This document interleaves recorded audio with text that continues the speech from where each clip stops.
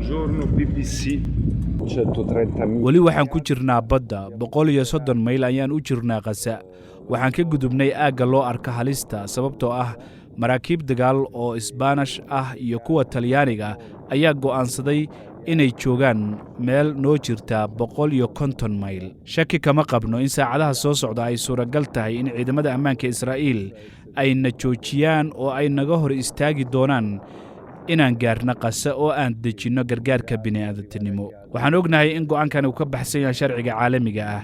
Lama taaban karo maraakiib wadata calan dal kale oo ku sugan biyaha caalamiga ah iyadoo aanay jirin sabab sharciyeed oo cad. Taasi waxay noqon doontaa fal burcadbadeednimo ah oo ay tahay in si cad ay u cambaarayso bulshada caalamka oo dhan. Nasiib darro, waxaan ka baqaynaa in go'aankan la gaaray iyadoo aan la fahmin waxaa khatar ku ah Israa'iil marka aad waddo gargaar bini'aadantinimo oo aadan halis gelinaynin cidna. Waxaad caawinaysaa keliya dadka shacabka Falastiiniyiinta ah oo 2 sano la daalaa dhacaya colaad iyo gaajo.